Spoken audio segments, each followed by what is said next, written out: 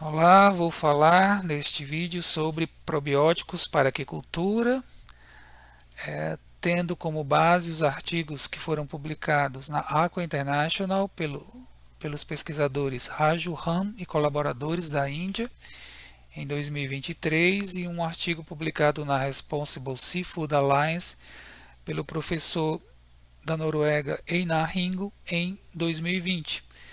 Vamos começar com justificativa para o uso de probióticos na aquicultura. Os probióticos eles vêm como alternativa ao uso dos antibióticos na prevenção de doenças. Os antibióticos são compostos importantíssimos para combater infecções. Entretanto, o uso profilático preventivo é bastante questionável, é condenável porque tem uma série de problemas. Dois deles são os resíduos que deixa na carne do animal e, além disso, a seleção das cepas mais resistentes que criam uma complicação para o tratamento de doenças que anteriormente eram facilmente curadas, né, sanadas. Tem que se usar doses cada vez maiores dos antibióticos ou trocar por antibióticos de uma nova geração, de uma geração posterior. Para evitar esses problemas, esses antibióticos com uso preventivo foram substituídos, até porque o uso preventivo de antibióticos ele foi proibido em muitos países, se tornou ilegal, de tal forma que está se trabalhando agora com os probióticos na prevenção das doenças. Isso é particularmente importante na cassinicultura, porque, como nós sabemos, os crustáceos, os camarões não têm imunidade adquirida, apenas a imunidade inata. Logo, o camarão ele tem recursos imunológicos mais escassos, né, mais precários quando comparado aos vertebrados, aos peixes, por exemplo. Uma tilápia pode ser vacinada e porque tem memória imunológica. Isso não é possível no camarão. De tal forma que para o camarão a melhor estratégia em relação à sanidade animal, à biossegurança, é a prevenção das doenças. Já que quando o camarão está infectado, fica bastante mais difícil, complicado se conseguir controlar essa infecção e recuperar a saúde do animal. Seleção de probióticos para a aquicultura. Para se chegar ao estágio comercial, de um produto comercial legalizado, aprovado para venda no mercado consumidor, ele tem que passar primeiro essa cepa, tem que passar por uma série de testes in vitro, são feitas várias avaliações. E se essas avaliações forem positivas, novos testes agora em vivo, né, com peixes e com camarões são realizadas para somente depois dessas baterias de testes in vitro e in vivo se ter o produto aprovado para comercialização. Em relação a características de um bom probiótico para a aquicultura. Existem várias características, obviamente não pode ser patogênico, tem que ser seguro ao animal e ao consumidor, não pode ser ofensivo ao meio ambiente.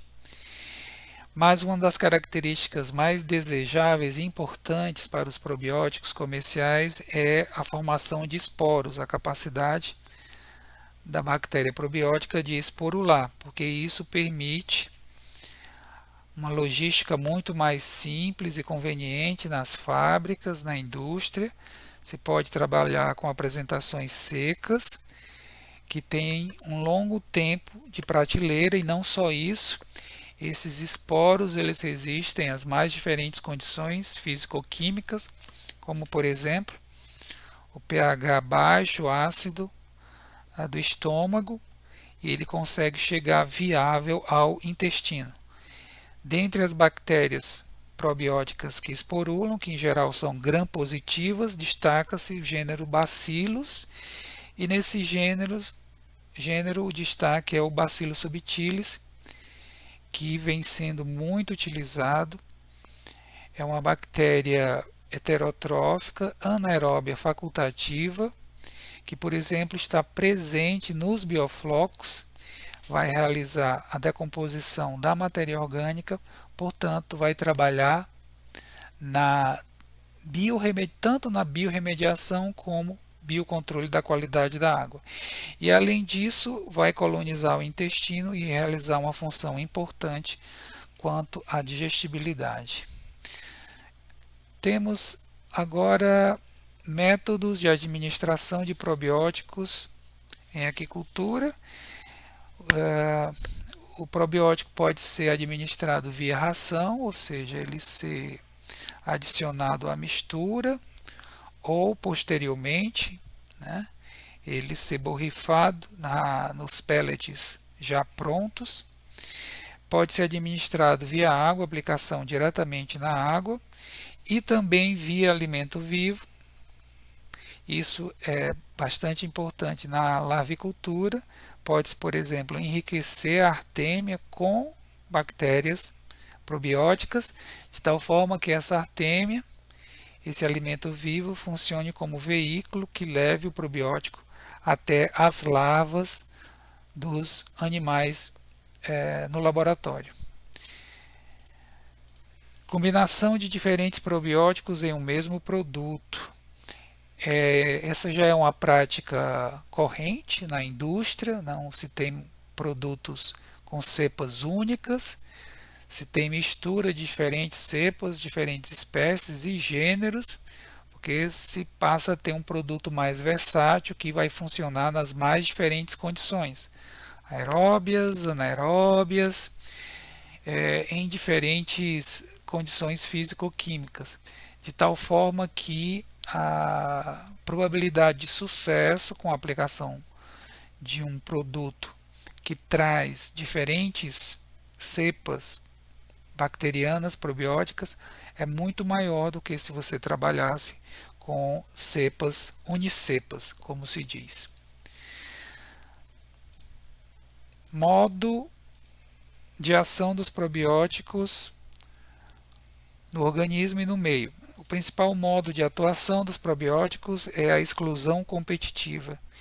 Ele exclui ou elimina bactérias patogênicas no momento em que ele vence a competição ao organismo probiótico por nutrientes e por espaço.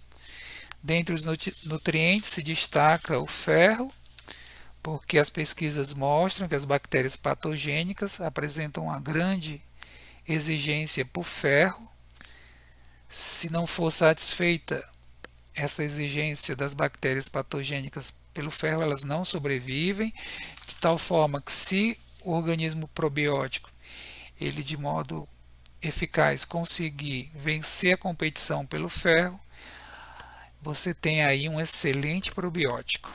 Competição por espaço, adesão à mucosa intestinal, e nesse processo de exclusão competitiva, os probióticos eles lançam mão de compostos inibitórios que vão realizar uma atividade antimicrobiana, né?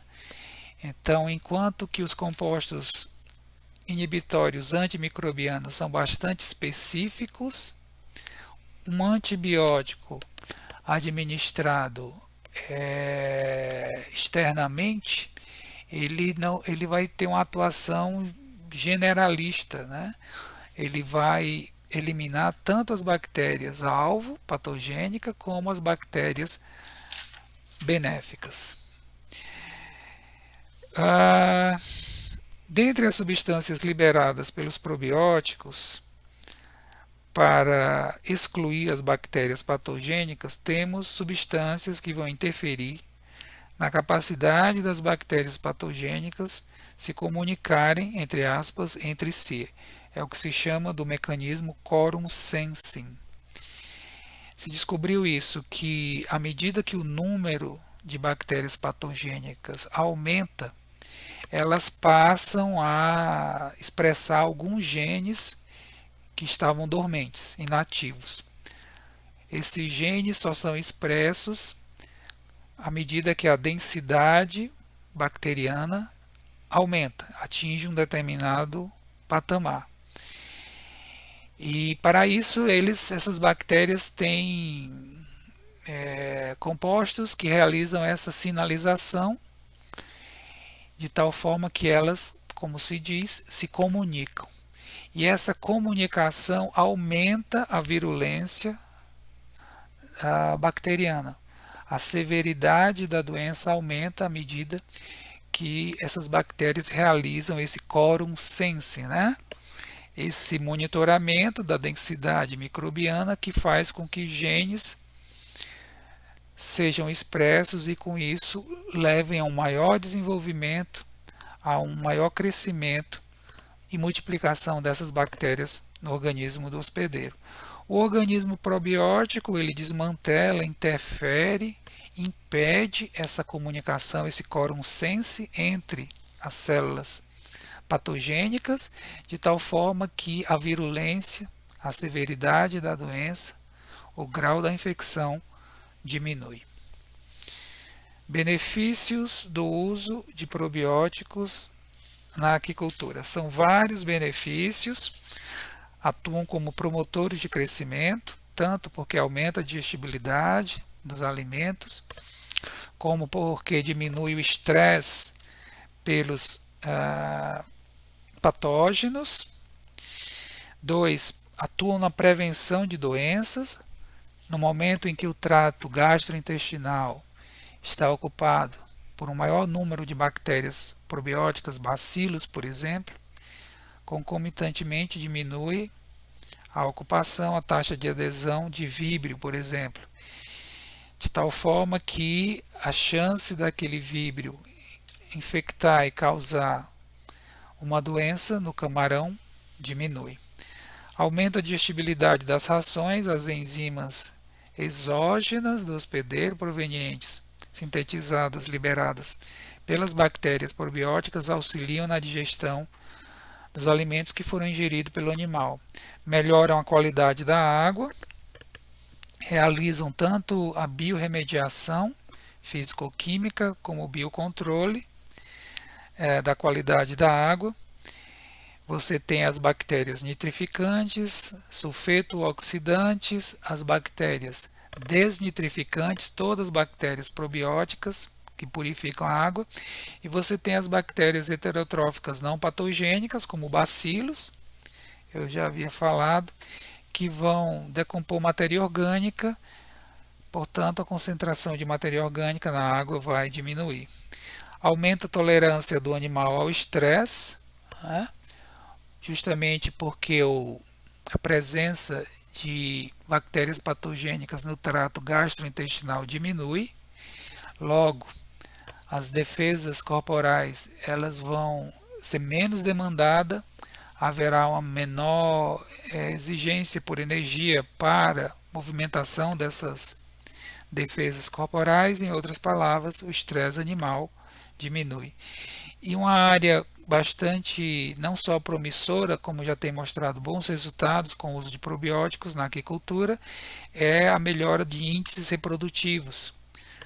As taxas reprodutivas, eclosão de ovos, sobrevivência de larva, crescimento larval, tem mostrado melhores resultados quando os reprodutores recebem com uma boa antecedência probióticos tanto na ração como na água. Era isso, vou ficando por aqui, até uma próxima oportunidade.